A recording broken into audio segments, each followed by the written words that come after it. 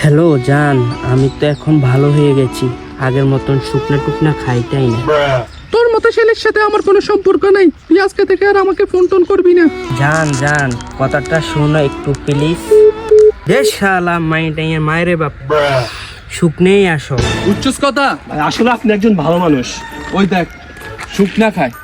জীবনে দুইটা জিনিস মনে রাখবি, এক, কোনো মেয়ের পিছে ঘুরবি না, দুই, শুকনা খাওয়া যাবে না। না ভাই, ঠিক কইছেন। আপনার কথা কেন অমান্য করা যায় ভাই? কথা ওইটাই, আপনার কথা অমান্য করা যাবে না ভাই।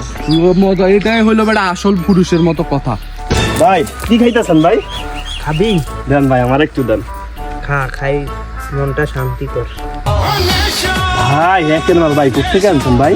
খাই আনছি আনছি, আগে খা না। বুঝছস আমার কথা? কিরে এক কই গেল? আরে এতক্ষণ বুঝাইলাম। ভাই ভালো লাগছে না? থাইল্যান্ডের বাইগান জিনিসটা তো এখন কোথায় আনছেন ভাই? থাইল্যান্ডের হিন্দি ভালো ভাই।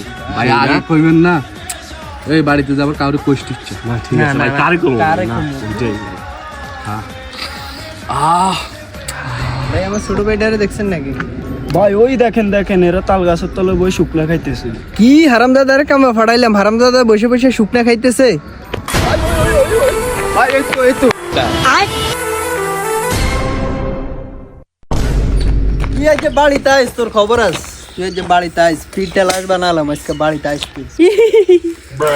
শুকনে আসো।